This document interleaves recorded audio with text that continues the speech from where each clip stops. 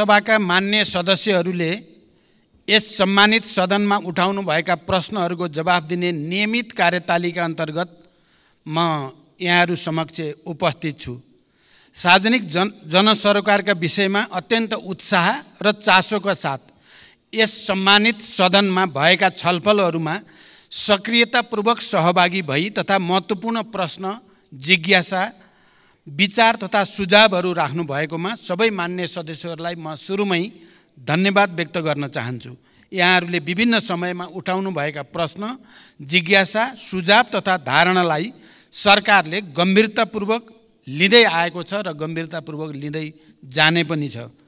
मेरो नेतृत्वमा सरकार गठन भएको यो अवधिमा सुशासन, सामाजिक न्याय र समृद्धिलाई मुख्य केन्द्रमा राखी राज्यका सम्पूर्ण शक्ति र सामर्थ्यलाई देश र जनताको हितमा अधिकतम परिचालन गर्ने प्रयास गर्दै आएको कुरा यहाँहरूलाई अवगत नै छ।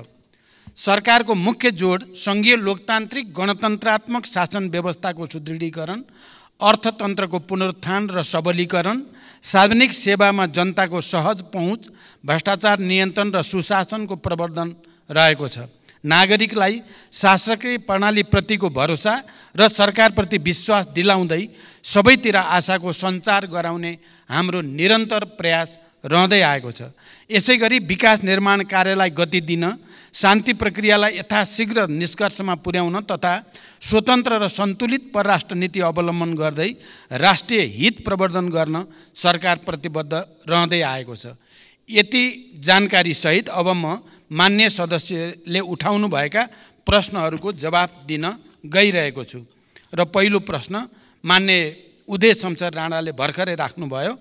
काठमाडौँ उपत्यकामा पूर्वाधार निर्माणका आयोजना कार्यान्वयनका लागि चालु आर्थिक वर्षको बजेट तथा कार्यक्रममा रकम विनियोजन गरिएको छ। ललितपुर क्षेत्र नम्बर 1 लाई जोड्ने विभिन्न सडकको विस्तार र जग्गाको मुआवजाका लागि आवश्यक बजेट व्यवस्था गर्न सरकारले ध्यान दिनेछ।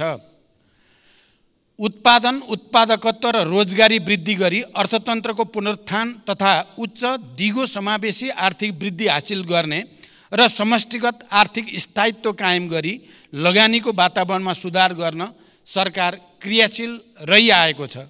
सरकारले चालेका सुधारात्मक कदमबाट अर्थतन्त्र बिस्तारै लयमा फर्किन सुरु गरेको छ।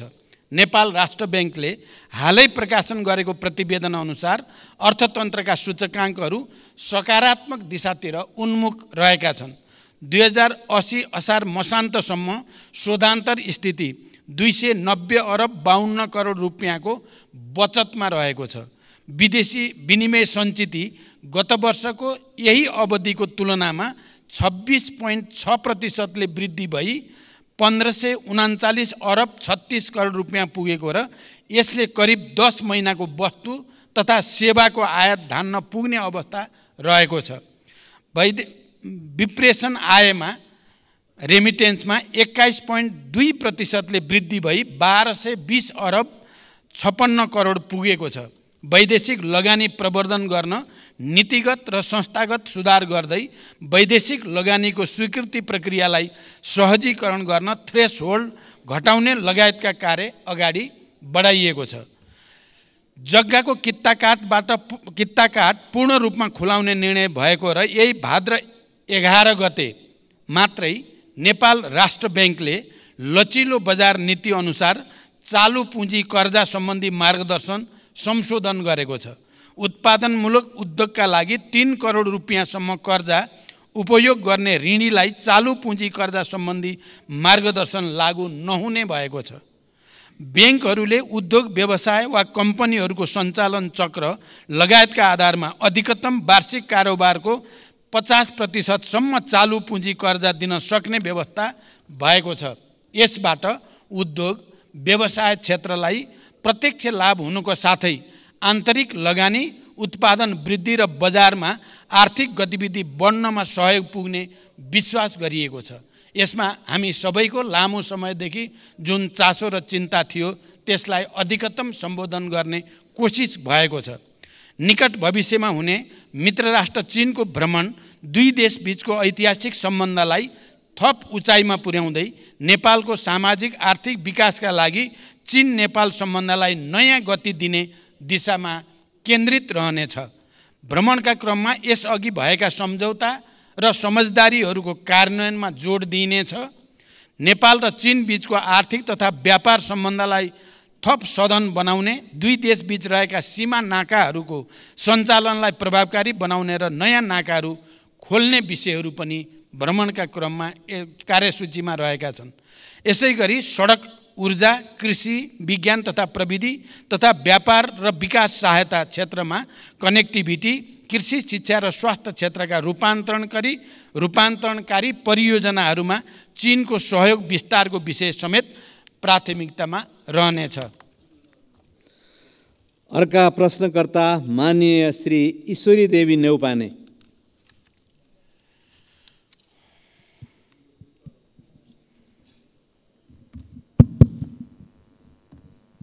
सम्माननीय सभामुखज्यू मार्फत सम्माननीय प्रधानमन्त्रीजीलाई मेरो 3 प्रश्न। नम्बर 1, सम्माननीय प्रधानमन्त्रीज्यू, शासन विधि र पद्धतिको हो कि व्यक्तिको? विधि र पद्धतिको हो भने व्यक्ति परिवर्तनले खासै असर नराख्नुपर्ने हो, तर हाम्रोमा विधि पद्धति अवलम्बन भन्दा मन्त्री या कर्मचारी परिवर्तन गरेर नै शासन सुशासन ल्याउन देखाउन खोजेको जस्तो देखिन्छ। यसमा प्रधानमन्त्रीजीको धारणा के छ?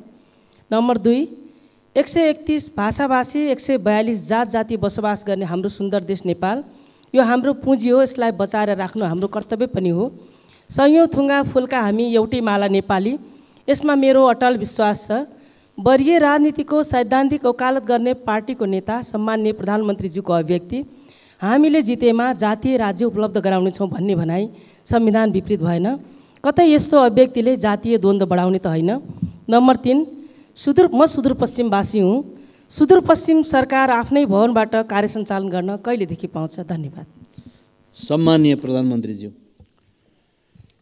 सभामुख महोदय, लोकतान्त्रिक विधि र पद्धतिको विकास मार्फत सामाजिक न्याय र सुशासन सहितको समृद्धि हासिल गर्ने दिशामा सरकारका सबै क्रियाकलापहरू केन्द्रित रहेको कुरा म जानकारी गराउन चाहन्छु।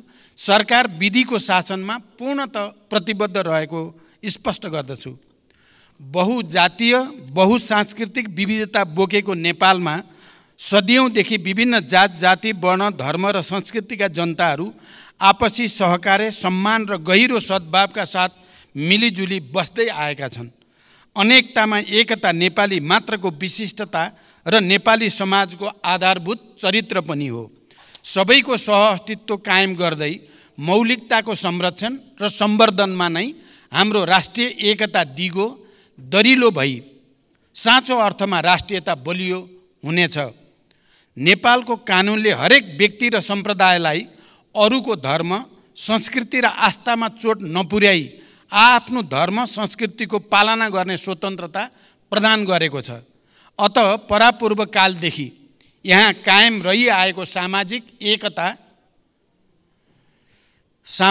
एकता, सद्भाव र सामाजिक सहअस्तित्वमा खलल पार्ने कुनै पनि किसिमको कार्य हुन नदिन सरकार दृढ छ, स्पष्ट पनि छ।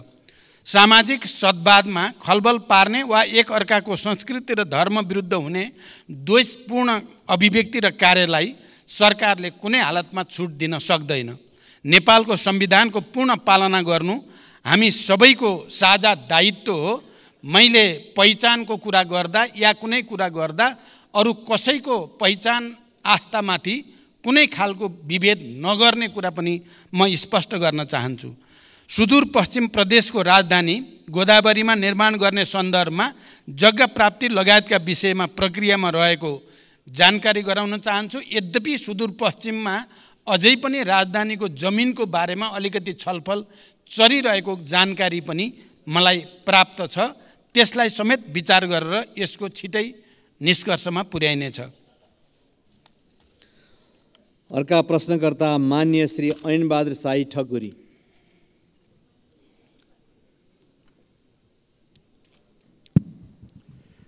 सम्माननीय सभामुख महोदय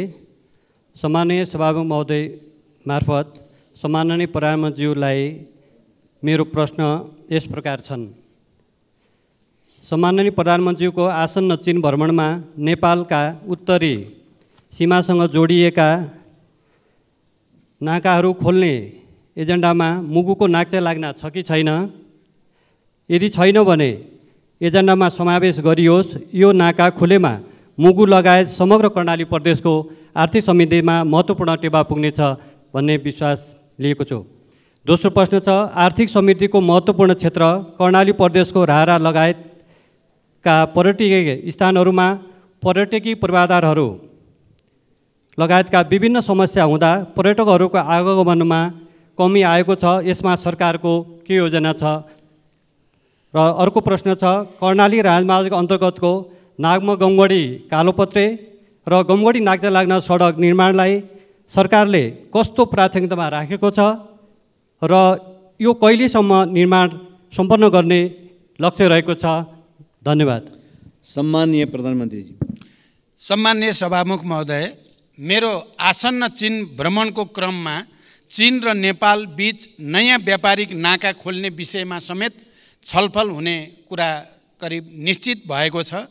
त्यस सन्दर्भमा मुगुको नाक्चे लाग्न जो मलाई धेरै पहिलेदेखि त्यसको बारेमा स्थानीय जनसमुदाय र जनप्रतिनिधिले कुरा राख्दै पनि आउनु भएको छ, त्यो विषय पनि मैले त्यहाँ कुरा उठाउने र त्यसबारेमा एउटा निष्कर्ष लिने मेरो कोसिस हुनेछ।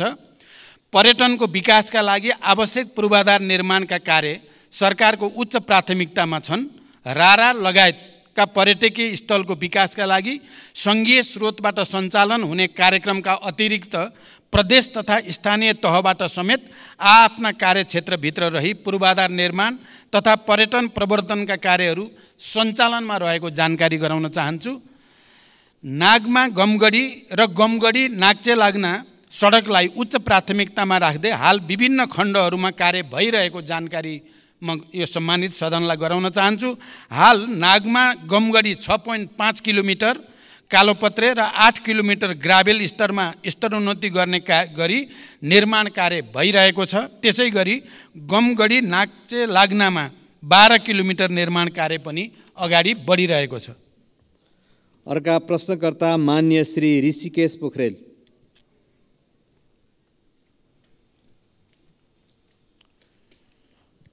सम्माननीय सभामुख महोदय, सम्माननीय सभामुख मार्फत सम्माननीय प्रधानमन्त्रीज्यूसँग मेरा केही प्रश्नहरू राख्न चाहन्छु। राष्ट्रिय गौरवका आयोजनाहरूमध्ये 2वटा आयोजना पुरा भएको देखिन्छ। 5वटा आयोजनाहरूको काम 75% सकियो भन्ने सुनिन्छ। बाँकी 17वटाको अवस्था के हो र कहिले पुरा हुन्छ? दोस्रो प्रश्न, प्रविधि, सिप र ज्ञान बिना दैनिक 2500 युवा विदेशिँदै छन्। प्रविधि र उद्यमशीलता विकास गरी प्रौद्योगिक शिक्षा दिने उद्देश्यका साथ स्थापनाको लक्ष्य लिएको मदन भण्डारी प्रौद्योगिक विश्वविद्यालयका लागि अघिल्लो सरकारले पूर्वाधार निर्माण तथा विकास समिति गठन गरेको थियो। 7 करोड बजेट पनि छुट्याएको थियो। राष्ट्रिय महत्त्वको यो आयोजना आज कहाँ छ र कहिले पुरा हुन्छ? धन्यवाद। सम्माननीय प्रधानमन्त्रीज्यू।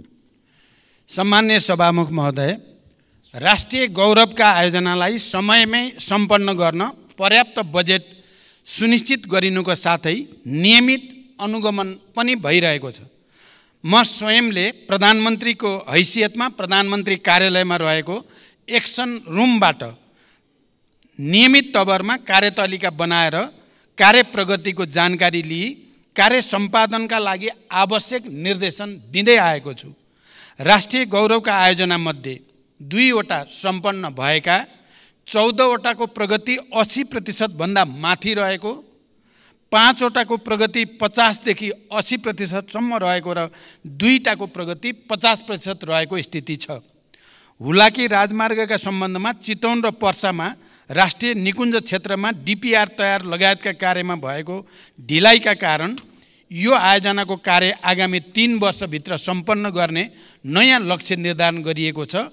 पशुपति क्षेत्र विकास कोष आयोजनाको भौतिक प्रगति 66% भई समष्टिगत वित्तीय प्रगति 65.73 रहेको छ। लुम्बिनी विकास गुरु योजनाको हालसम्मको भौतिक प्रगति 88% र वित्तीय प्रगति 60.34% रहेको छ। निजगढ अन्तर्राष्ट्रिय विमानस्थल आयोजनाको प्रारम्भिक चरणको कार्यहरू मात्र भइरहेको र लगानी एवं निर्माणको उपयुक्त मोडालिटी भए पश्चात विमानस्थल निर्माण प्रक्रिया अगाडि बढाइनेछ। यस आयोजनाको लागि चालु आर्थिक वर्षमा रु 35 करोड विनियोजन भएको छ। मेलम्ची खानेपानी आयोजनामा श्रावण महिनामा आएको बाढीले पुनः हेडवर्क्स पुर्नुका साथै मेलम्ची बजारदेखि हेडवर्क्ससम्मको पहुँच मार्गमा क्षति पुगेको छ। मनसुन रोकिएको 1.5 महिनाभित्र क्षतिग्रस्त संरचनाको मर्मत सम्मार गरी मेलम्चीको पानी वितरणलाई सुचारू गरिने जानकारी गराउन चाहन्छु। सञ्चालनमा रहेका अन्य राष्ट्रिय गौरवका आयोजनाहरूलाई यथाशीघ्र सम्पन्न गर्न सरकारले जोड दिँदै आएको छ। मिति 2077 साल साउन 12 गते मदन भण्डारी प्रौद्योगिकी विश्वविद्यालय विकास समिति गठन भएको हो। समितिको समयावधि 2 वर्ष रहेकोमा सो अवधि समाप्त भएकोले नयाँ गठन आदेश जारी गरी विश्वविद्यालयको आवश्यक पूर्वाधार तयार गर्ने लगायतका कामहरू अगाडि बढाइनेछ। यस विश्वविद्यालयलाई चालु आर्थिक वर्षमा रु 2 करोड बजेट विनियोजन पनि गरिएको छ। अर्का प्रश्नकर्ता मान्य श्री आशा बिक।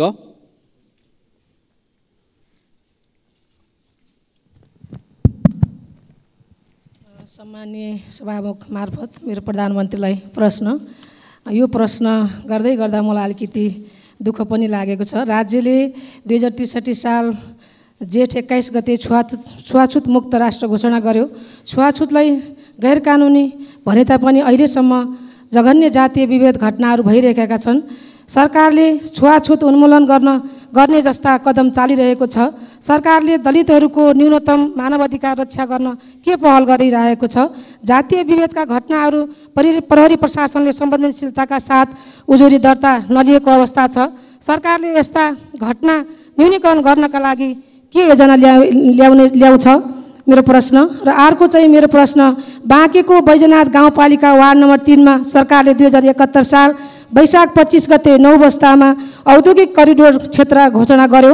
बस्तीको बीचमा सरकारले औद्योगिक क्षेत्र घोषणा गर्दा त्यहाँ रहेका 390 घरधुरीमा जनताहरूको घरमा 338 बिघा भित्र जनताहरूको घर परेको छ। 100 बिघा जमिन त्यहाँ रहेका स्थानीयका नाममा ल्याउनु पर्ने जग्गा ल्याउनु पर्नेमा स्थानीय जनताको माग रहेको छ। 2028 सालदेखि बसोबास गरिरहेका जनतालाई लाल पूर्जा दिनुपर्ने र सोही ठाउँमा बस्ती व्यवस्थापन गर्न सरकारले के भूमिका खेल्नेछ? र स्थानीय सरकारले त्यस क्षेत्रमा सडक, बत्ती, विद्यालय, मठ मन्दिर लगायतका संरचनाहरू बनाएको छ। त्यो बस्तीलाई सोही ठाउँमा सरकारले कहिलेसम्म व्यवस्थापन गर्छ? र मेरो अर्को प्रश्न, बाँकेको खजुरा गाउँपालिका वार्ड नम्बर 6 मा 2036 सालदेखि गिजेरा बस्ती बसिरहेको छ। सरकारले पटक पटक त्यस बस्तीलाई लाल पूर्जा दिने भनेर मौखिक प्रतिबद्धता जनाए पनि हालसम्म त्यहाँ रहेका जनताले लाल पूर्जा पाएका छैनन्। गिजेरा बस्ती सरकारको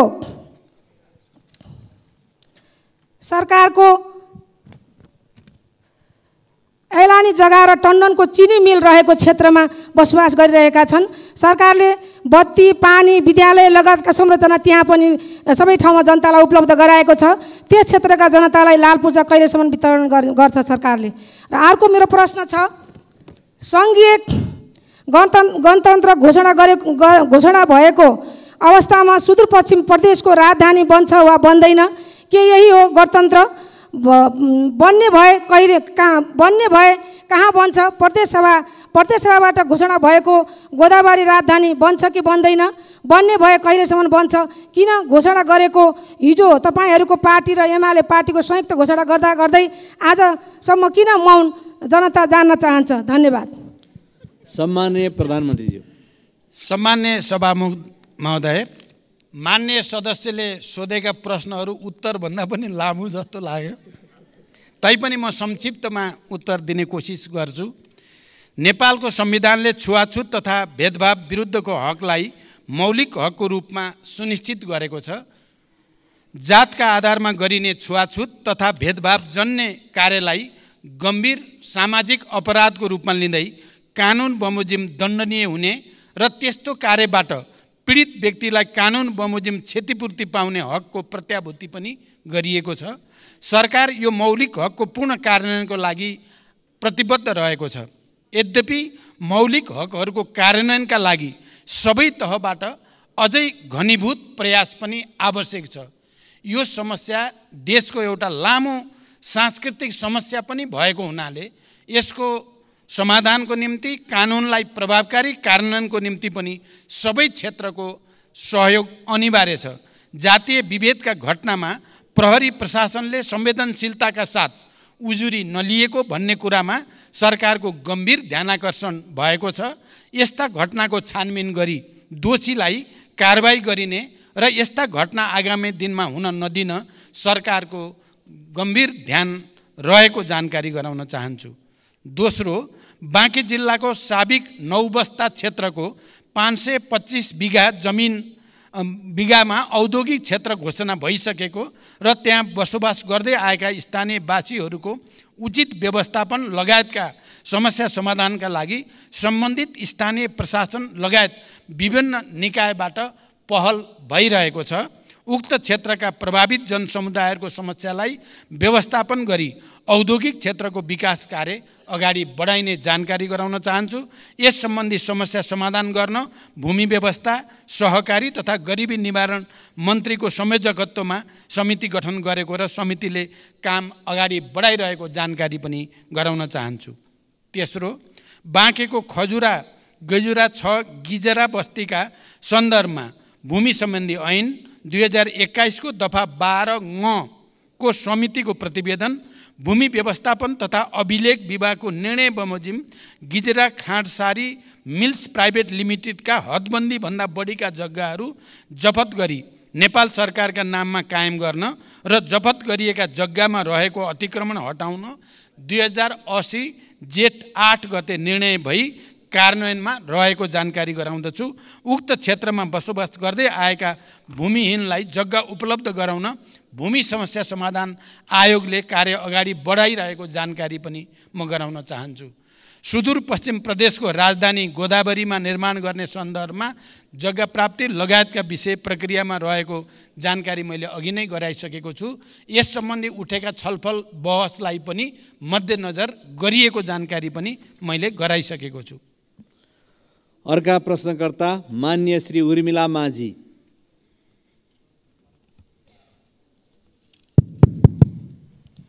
सम्माननीय सभामुख ज्यू मार्फत सम्माननीय प्रधानमन्त्रीज्यूलाई प्रश्न सोध्न चाहन्छु। सम्माननीय सभामुख ज्यू, हाम्रो देश नेपाल कृषि प्रधान देश हो। यहाँका 65% बढी जनसङ्ख्या कृषिमै आश्रित देखिन्छ। तर पछिल्लो अवधिमा नेपालको उत्पादनको हिस्सा घट्दै गएको मात्र होइन, सामान्य भन्सामा प्रयोग हुने सबै चिज आयातमा निर्भर गर्नुपर्ने बाध्यता खडा हुँदै गएको छ। कृषि क्षेत्रमा लगानी अत्याधिक हुने तर प्रतिफल अत्यन्तै न्यून हुने प्रक्रियाले गर्दा कृषिप्रति मानिसको आकर्षण र लगाव निरन्तर घट्दो छ।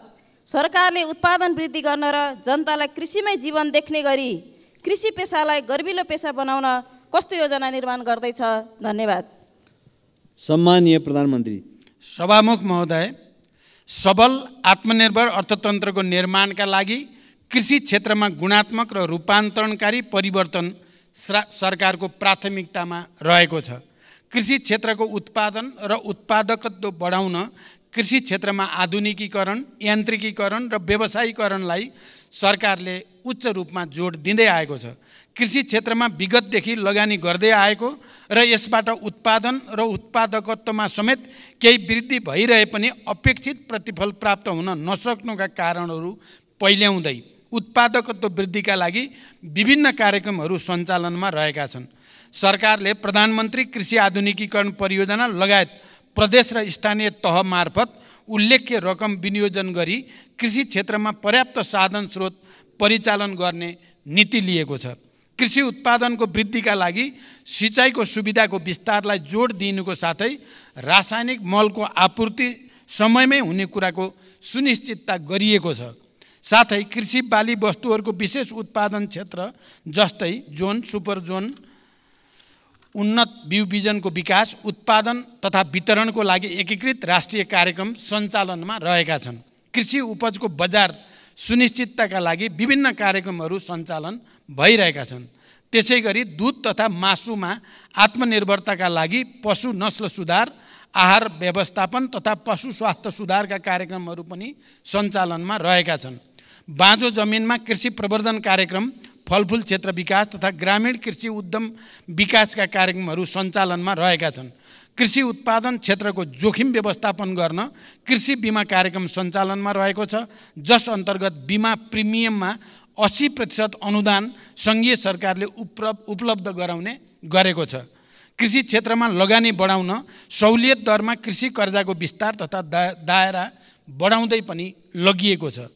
उत्पादित कृषि वस्तुहरूको बजारको सुनिश्चितताका लागि धान, गहुँ, उखु लगायतका बालीको न्यूनतम समर्थन मूल्य निर्धारण गर्ने लगायतका कार्यक्रमहरू पनि सञ्चालनमा रहेका छन्।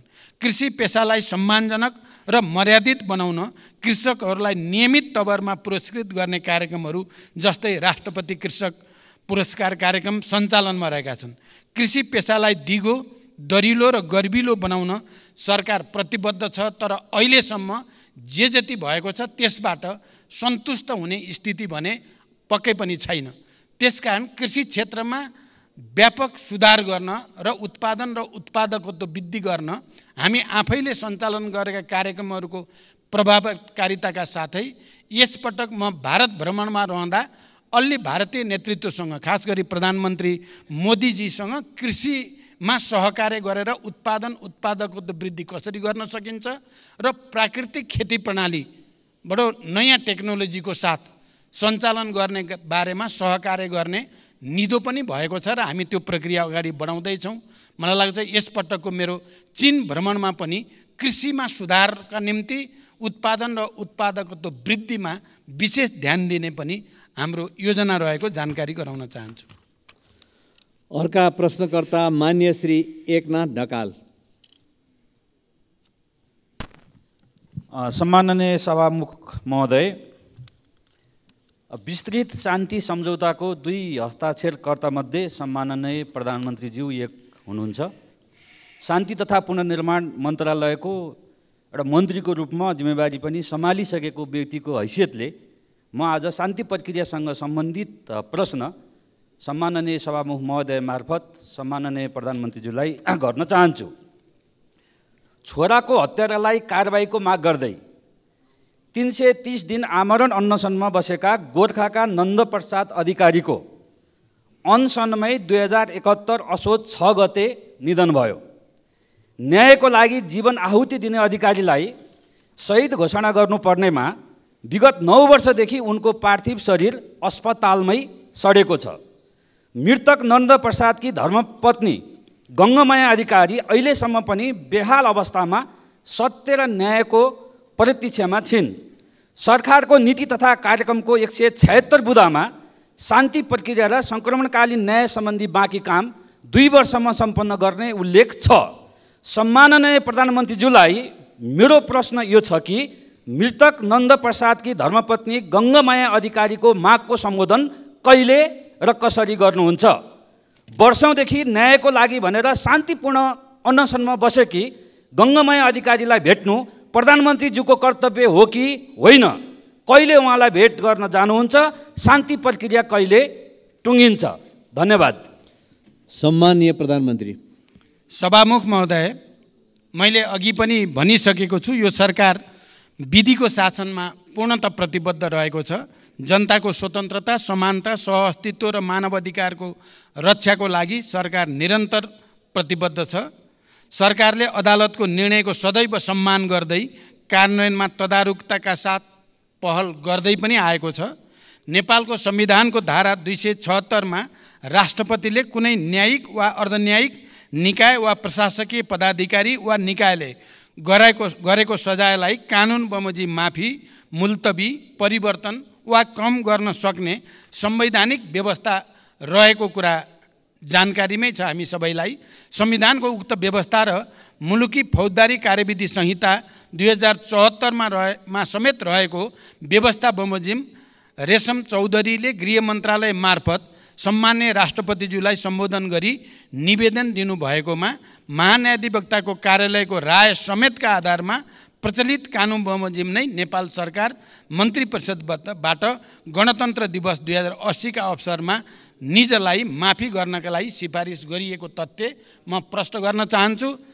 द्वन्द्वकालीन घटनालाई न्यायिक सम्बोधन गर्ने गरी सङ्क्रमणकालीन न्याय सम्पादनका लागि बेपत्ता पारिएका व्यक्तिको छानबिन तथा सत्य निरूपण तथा मेलमिलाप आयोग गठन भएको र सङ्क्रमणकालीन न्याय यथाशीघ्र सम्पादन गर्न नेपाल सरकार प्रतिबद्ध रहेको छ। सङ्क्रमणकालीन न्याय सम्बन्धी सङ्घीय सदनमा दर्ता भएको विधेयक पारित भएसँगै सङ्क्रमणकालीन न्यायका मुद्दाहरू सम्बोधन हुने कुरामा नेपाल सरकार विश्वस्त रहेको छ। प्रचलित कानुनी व्यवस्थाको अधीनमा रही नेपाल सरकार तथा अन्तर्गतका निकायबाट गङ्गामाया अधिकारीलाई मानवीय सेवा प्रदान र संरक्षणका कार्य भइ नै रहेका छन्।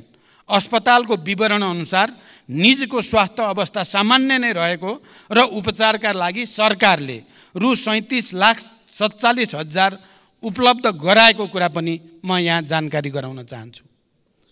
अर्का प्रश्नकर्ता मान्य श्री आसमा कुमारी चौधरी।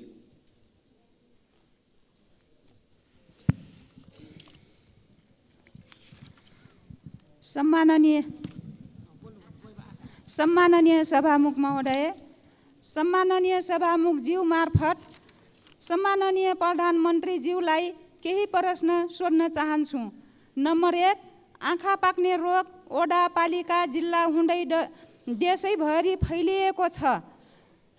धेरै पालिकामा विद्यालयहरू बन्द गरिएका छन्। त्यसबाट अत्याधिक बालबालिका प्रभावित भएका छन्। स्वास्थ्य मन्त्रालय र प्रधानमन्त्रीज्यू स्वयं यसको निराकरणको लागि के गर्दै हुनुहुन्छ? नम्बर 2, नेपालले आर्थिक वर्ष 2079-80 मा भारतलाई 10 अर्ब 45 करोड रुपैयाँको बिजुली बिक्री गरेको छ। उक्त वर्ष 19 अर्ब 44 करोड रुपैयाँको बिजुली किनेको छ। सरकारले किन ठान्दैछ डोबर आपूर्ति भइरहेछ भन्न किन डराउँछ? त्यही बिजुली हामीले किन्दा महँगो र बेच्दा सस्तो किन? धन्यवाद। सम्माननीय प्रधानमन्त्री। सभामुख महोदय, देशका विभिन्न भागमा आँखा पाक्ने एक्युट भाइरल कन्जक्टिभाइटिस सङ्क्रामक रोग नियन्त्रण गर्न स्वास्थ्य तथा जनसङ्ख्या मन्त्रालयले देशभरका अस्पतालबाट अभियान सञ्चालन गरिरहेको छ। समुदाय स्तरमा जनचेतना वृद्धि गर्न प्रचार प्रसारका कार्यहरूका साथै सङ्क्रमितहरूलाई सहज रूपमा औषधि उपचारको व्यवस्था मिलाइएको छ। यसका साथै स्वास्थ्य सेवा विभागका महानिर्देशकको अध्यक्षतामा सङ्घीय द्रुत प्रतिकार्य समितिको गठन भई रोकथाम र प्रबन्धनका विभिन्न कार्यहरू पनि भइरहेको जानकारी गराउन चाहन्छु। दोस्रो, हाल नेपालको कुल जडित विद्युत क्षमता करिब 2800 मेगावाट पुगेको छ। तर देशको विद्युत उत्पादनको परिमाण हिउँद र वर्षायाममा एकै नासको छैन। वर्षाको तुलनामा हिउँदमा विद्युत उत्पादनमा निकै ह्रास आई झन्डै 1/3 मात्र उत्पादन हुने गर्दछ। हाल विद्युत उत्पादन र मागको आधारमा विद्युतको निर्यात र आयातको व्यवस्था मिलाउने गरिएको छ। खास गरी हिउँदयाममा नदी प्रवाहमा आधारित रन अफ द रिभर प्रणालीबाट उत्पादित विद्युतमा ठुलो ह्रास आउने हुँदा छिमेकी देशबाट बिजुली आयात गरी आन्तरिक माग धान्नुपर्ने स्थिति छ।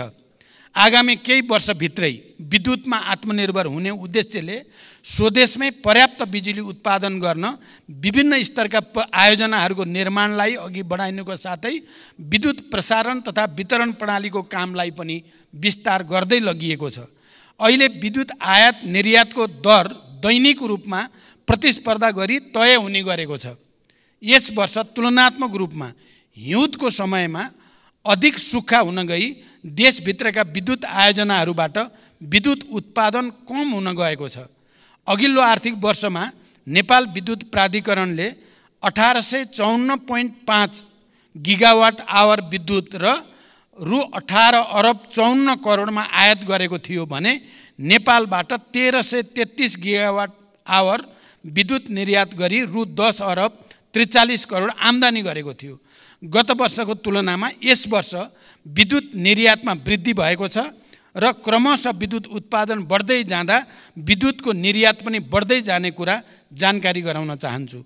रुस र युक्रेनको युद्धका कारण कोइलाको आपूर्ति असहज भई छिमेकी देशमा विद्युतको उत्पादन लागत बढ्न गएकोले पनि स्वदेशमा विद्युतको उत्पादन कम हुने समयमा आन्तरिक माग पूरा गर्न प्राधिकरणले केही महँगो मूल्यमा बिजुली आयात गर्नु परेको कुरा पनि म यहाँ स्पष्ट गर्न चाहन्छु। धन्यवाद। अर्का प्रश्नकर्ता माननीय श्री उर्मिला थेबे।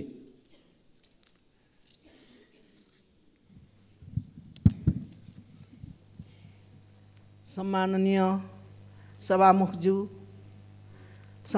सभामुखज्यू मार्फत सम्माननीय प्रधानमन्त्रीज्यूलाई केही प्रश्न सोध्न चाहन्छु। प्रश्न 3 वटा छन्।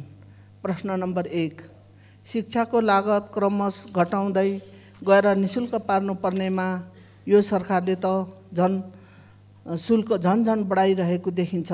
शिक्षाको पहुँचबाट गरिबलाई अझ परै धकेल्ने नीति सरकारले किन लिँदैछ?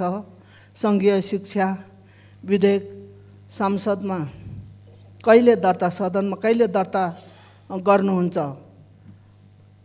प्रश्न नम्बर 2, प्रत्येक दिन हाजिरी गर्न क्याम्पसमा आउनुपर्ने भएपछि त्रिभुवन विश्वविद्यालयका केही प्राध्यापकले विद्युतीय हाजिरी मेसिन नै घर लगेको, गायब गरेको, साथै तोडफोड गरेको भन्ने पाएको छ। सरकारले के गर्दैछ? प्रश्न नम्बर 3, ताप्लेजुङमा अविरल वर्षपछि आएको बाढीका कारण विस्थापित भएका स्थानीय बासिन्दाहरू अहिले पनि तिरपाल मुनि बस्न बाध्य भएका छन् भने विद्यार्थीहरू व्यक्तिको घरमा आश्रय लिएर पढ्न बाध्य छन्। उनीहरूको उद्धार र राहतको लागि सरकारको के योजना छ? धन्यवाद। सम्माननीय प्रधानमन्त्री। सभामुख महोदय, आम नागरिकलाई गुणस्तरीय र सर्वसुलभ शिक्षा उपलब्ध गराउन सरकारको नीति र प्रतिबद्धता रहेको छ। विद्यालय शिक्षा सम्बन्धी कानुनलाई संशोधन र एकीकरण गर्न बनेको विधेयक छिटै नै संसदमा पेश गरिनेछ। सायद केही दिन अगाडि नै पेश हुन सक्थ्यो। जनताको चासो र हामीले त्यसलाई गहन ढङ्गले अध्ययन गर्नुपर्ने, परिमार्जन गर्नुपर्ने कारणले केही ढिलो भयो, तर अब छिटै त्यो सदनमा प्रस्तुत हुँदैछ। नेपालको संविधानमा उल्लेख भए बमोजिम आधारभूत शिक्षा अनिवार्य तथा निशुल्क र माध्यमिक तहसम्मको शिक्षा निशुल्क उपलब्ध गराउनका लागि सरकारले निशुल्क पाठ्यपुस्तक, आवासीय, गैर आवासीय, लक्षित समूह लगायतका विभिन्न प्रकारका छात्रवृत्ति, स्यानिटरी प्याड, दिवा भोज लगायतको व्यवस्था गरेको छ।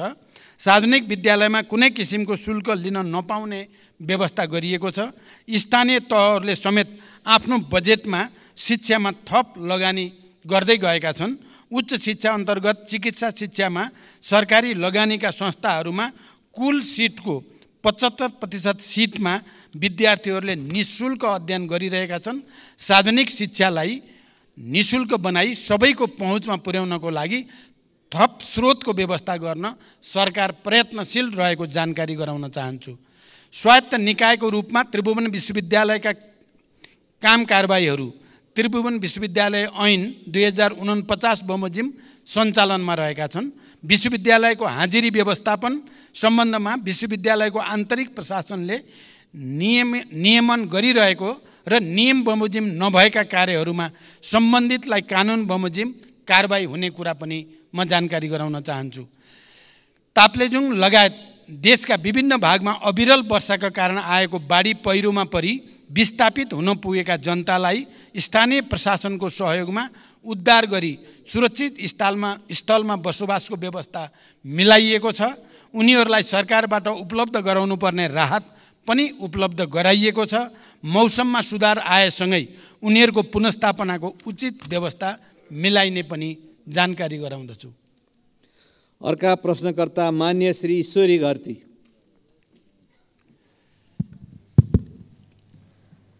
सम्मान्य सभामुख महोदय मार्फत सम्मान्य प्रधानमन्त्रीज्यूलाई केही प्रश्न सोध्न चाहन्छु। पहिलो प्रश्न, रोल्पालाई मुख्य आधार इलाका बनाएर 10 वर्षे सशस्त्र द्वन्द्वको सुरुवात गर्नुभएको सम्मान्य प्रधानमन्त्रीज्यू 3 पटक प्रधानमन्त्री हुँदा पनि रोल्पालीको जनजीवनमा परिवर्तन आउने गौरवका योजना दिन सक्नु भएन। रोल्पालीको त्यो ऐतिहासिक सहयोग प्रधानमन्त्री भएपछि बिर्सनुभयो भन्ने रोल्पालीहरूको गुनासो छ। त्यो गुनासोलाई कसरी सम्बोधन गर्नुहुन्छ? दोस्रो प्रश्न, जुम्ला लगायतका जिल्लामा स्याउ पाक्ने समय आयो। स्याउले बजार भाउ नै नपाउने अवस्था आउन सक्छ र आइरहेको पनि छ। यसको व्यवस्थापनमा सरकारको के योजना छ? र तेस्रो प्रश्न, 10 वर्षे सशस्त्र द्वन्द्वको क्रममा शहीद भएकाहरूको सम्झना र सम्मानका लागि दाङको घोराईदेखि रोल्पाको होलेरी घरतेगा हुँदै रुकुम पूर्वको हुकाम मैकोटसम्म पुग्ने 220 किलोमिटर सडक खण्डलाई वर्तमान सम्मान्य प्रधानमन्त्रीज्यूको चाहना र पहलमा शहीद मार्ग नामाकरण गरेर योजना अगाडि बढाइएको थियो। बजेट अभावमा योजना निकै कछुवा गतिमा भई अझै सम्पन्न हुन सकेको छैन। शहीद मार्गको मुख्य प्रवेशद्वारको रूपमा रहेको घोराईदेखि रोल्पा होलेरीसम्मको 31 किलोमिटरको सडक खण्ड अलपत्र र जोखिमपूर्ण भएको लामो समय बितिसक्यो। यसबारे सदनमा मैले 3-4 पटक कुरा पनि राखिसकेँ, तर सरकारले यो योजनालाई प्राथमिकतामा पारेन। किन? रोल्पाको रुन्टीगढी गाउँपालिकाभित्र अहिले 4वटा चुनढुङ्गा खानी सञ्चालनमा छन् भने थप 4वटा खानी दर्ता भएर सञ्चालनको प्रक्रियामा छन्। हाल 200 भन्दा बढी टिप्पर सञ्चालनमा छन् भने पुरानो र नयाँ गरी 8वटा चुनढुङ्गा खानी सञ्चालनमा आउँदा दिनमा कम्तीमा 500 देखि 700 सम्म टिप्परहरू घोराई होलेरीको यही शहीद मार्ग भएर सञ्चालनमा आउनेछन्, जसले गर्दा उक्त सडकमा अन्य गाडीहरू सञ्चालनमा आउन निकै बाधा पर्ने र हाल परिरहेको पनि जानकारी गराउँछु। त्यसैले सो क्षेत्रमा वैकल्पिक औद्योगिक मार्ग बनाउने र घोराई होलेरीको 31 किलोमिटर सडकलाई कालोपत्रे गर्दै शहीद मार्ग योजना समयमै सम्पन्न गर्न सरकारको के योजना छ? धन्यवाद। सम्माननीय प्रधानमन्त्री। सभामुख महोदय, नेपालको राजनैतिक आन्दोलनमा रोल्पा जिल्लाको विशिष्ट र ऐतिहासिक योगदान रहेको कुरामा कसैको विमति हुने छैन।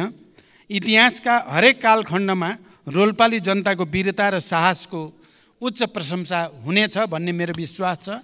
विकास र जनताको जीवनस्तरमा रूपान्तरणका लागि विगतदेखि नै उच्च प्राथमिकता सरकारले दिँदै आएको छ। मानव विकासमा पछाडि रहेका कर्णाली प्रदेश, सुदूरपश्चिम प्रदेश, मध्य प्रदेश, रोल्पा, रुकुम लगायतका जिल्ला तथा क्षेत्रलाई विकासको मूल प्रवाहमा ल्याउन र ती क्षेत्रमा पूर्वाधारका संरचनाको विकासका लागि सरकारले प्राथमिकताका साथ कार्यक्रमहरू सञ्चालन गरिरहेको जानकारी गराउन चाहन्छु। जुम्ला जिल्लाको विकासलाई सरकारले प्राथमिकतामा राख्दै स्याउको सुपर जोन तथा पकेट क्षेत्रहरू घोषणा गरी आवश्यक सहयोग तथा सहुलियत प्रदान गर्दै आएको छ। यस वर्षको बजेट तथा कार्यक्रममा प्रधानमन्त्री कृषि आधुनिकीकरण आयोजना लगायतका कार्यक्रम तथा प्रदेश तथा स्थानीय तहको विकास कार्यक्रमबाट उत्पादन, प्रशोधन तथा प्याकेजिङमा आवश्यक सहयोग तथा सहुलियत प्रदान गरिएको छ।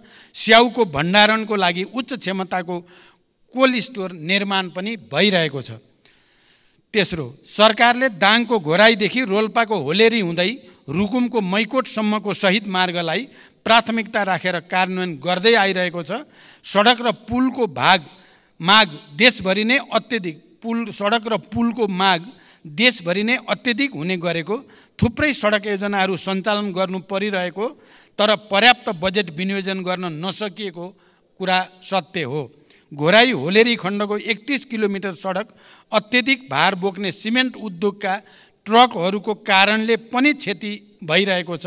भार नियन्त्रण गर्दै सडकको आवश्यक मर्मत सम्मार गरी सडक सुधार गर्न सरकार प्रतिबद्ध रहेको जानकारी गराउँछु। घोराई होलेरीको वैकल्पिक सडक बनाउने सुझावका विषयमा आगामी दिनमा छलफल गरी आवश्यक कार्य अगाडि बढाइनेछ। अर्का प्रश्नकर्ता माननीय श्री असीम शाह।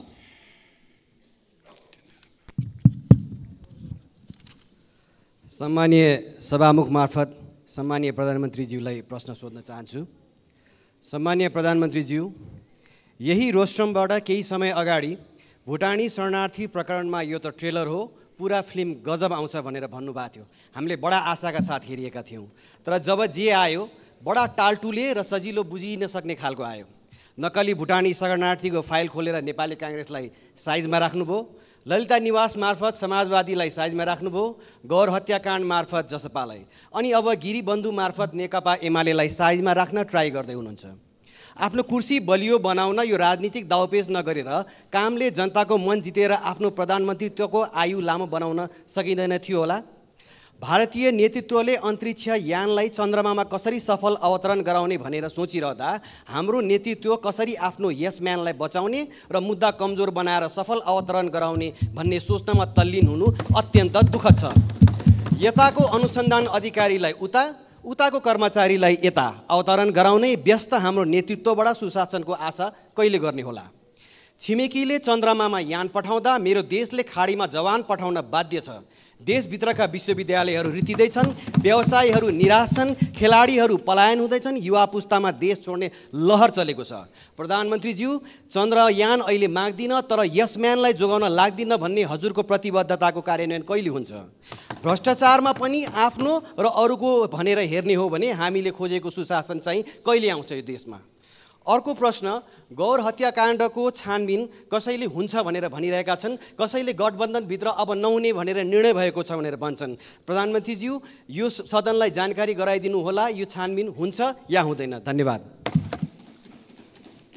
सम्माननीय प्रधानमन्त्री। सभामुख महोदय, मान्य सदस्यले बडो संवेदनशील भएर प्रश्न राख्नु भएको छ, म धन्यवाद भन्न चाहन्छु। मेरो नेतृत्वमा सरकार गठन भएदेखि आजका दिनसम्म मैले सामाजिक न्यायको प्रत्याभूति, सुशासनको सुनिश्चितता र सार्वजनिक सेवा प्रवाहमा सुधारलाई मुख्य प्राथमिकतामा राख्दै आएको छु र यी कार्यहरूबाट एउटा सन्देश आम जनतामा प्रवाहित भइ पनि रहेको छ।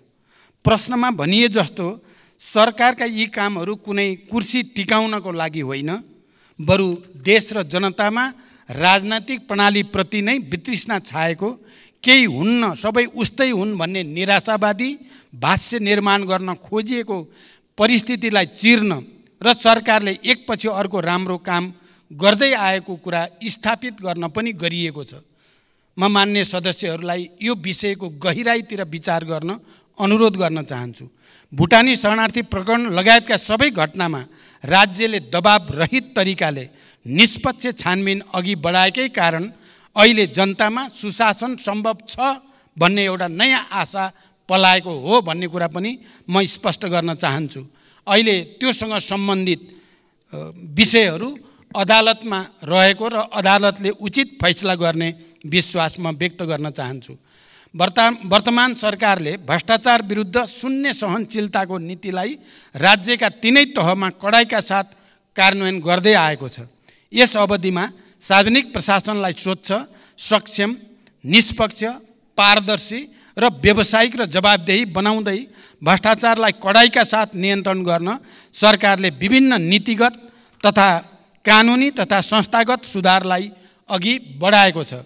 मान्य सदस्यले भनेको जस्तो कसैलाई पनि बचाउने या कसैलाई पनि अप्ठ्यारोमा पार्ने नियतले कुनै पनि काम गरिएको छैन।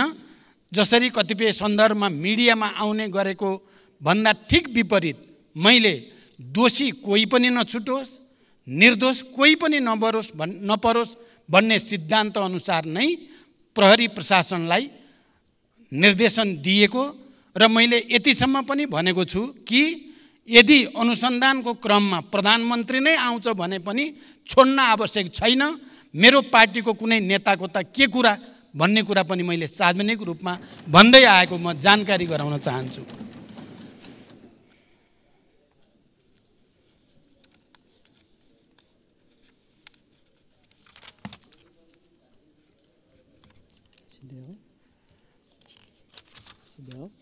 सबै किसिमका भ्रष्टाचारलाई तथ्य र प्रमाणको आधारमा अनुसन्धान छानबिन गरी दोषीलाई कानुनको दायरामा ल्याउन सरकार अहिले पनि उत्तिकै प्रतिबद्ध छ। भ्रष्टाचारको मामिलामा यो आफ्नो या यो पराए भनेर सरकारले कसैलाई विभेद गरेको छैन, गर्ने पनि छैन।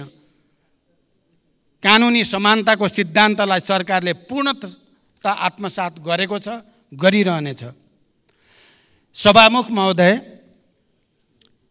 मान्य सदस्यहरूले राख्नुभएका 4 गर्भित प्रश्नहरूका बारेमा संक्षिप्त रूपमा मैले सरकारको तर्फबाट प्रधानमन्त्रीको हैसियतले स्पष्ट पार्ने कोसिस गरेको छु। देशका र जनताका सामु कयौं चुनौतीहरू छन्। यिनको सार्थक र परिणाममुखी समाधानका लागि सबै राजनीतिक दलबीच साझा धारणा र राष्ट्रिय एकता जरुरी छ। विचार, मान्यता र सिद्धान्तमा अन्तर भए पनि राष्ट्रिय मुद्दा र राष्ट्रिय सवालहरूमा हाम्रो समान दृष्टिकोण र मान्यता हुनुपर्दछ र हामी सबै राष्ट्रिय मुद्दामा एकै ठाउँमा उभिनुपर्दछ भन्ने म ठान्दछु। त्यसो भए मात्र नेपाली जनताले चाहेको र खोजेको परिवर्तन ल्याउन सम्भव हुन्छ। सरकारले चालेका कदम र अघि बढाएका कार्यहरूले जनतामा सरकारप्रति आशा र भरोसा बढाउनको साथै विकासप्रतिको एउटा नयाँ तत्परता पैदा गरेको छ।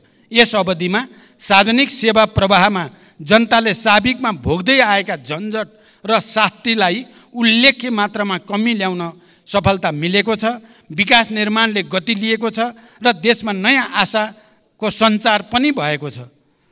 सुशासन, सामाजिक न्याय र समृद्धिलाई सर्वोपरि प्राथमिकतामा राख्दै अघि बढेको यो सरकारले समावेशी सङ्घीय लोकतान्त्रिक शासन व्यवस्थाको सुदृढीकरण, अर्थतन्त्रको पुनरुत्थान, सार्वजनिक सेवा प्रवाहमा सुधार, सरलीकरण, नागरिक मैत्री प्रशासनको स्थापना, भ्रष्टाचार नियन्त्रण र राज्यको सबै तहमा सुशासन र सदाचारको प्रवर्धन गर्न अघि बढाएका सबै कार्यमा सबै राजनीतिक दल र मान्य सदस्यहरू, नागरिक समाज, सञ्चार जगत, मित्र राष्ट्र, दात्री निकाय तथा आम नेपाली जनताको निरन्तर साथ सहयोग रहने अपेक्षा पनि मैले लिएको छु। र यही सदनमा पनि हाम्रा विचार र एजेन्डामा अन्तरका बावजुद यहाँ सहमति बनाउनको लागि सरकारको तर्फबाट, सरकारको प्रमुखको हैसियतले मैले निरन्तर प्रयास गर्दै आएको कुरा पनि म जानकारी गराउन चाहन्छु। हिजो मात्रै 10वटा समिति हाम्रा सर्वसम्मत रूपले सभापति चयन हुनु पनि यसले हामी अन्तर हुँदै पनि हामी मूल मुद्दामा एक ठाउँमा उभिन सक्छौँ भन्ने एउटा राम्रो सन्देश गएको छ। म विश्वास गर्छु आउने दिनमा राष्ट्रिय मुद्दामा विगतमा झैँ हामी एक भएर देश र जनताको हितमा काम गर्नेछौँ भन्ने विश्वास व्यक्त गर्दै बिदा हुन्छु। धन्यवाद। अभिवादन। माननीय सदस्यहरू, आजको लागि निर्धारण गरिएको प्रधानमन्त्रीसँग प्रत्यक्ष प्रश्नोत्तर सम्बन्धी कार्यक्रम यही समाप्त हुन्छ।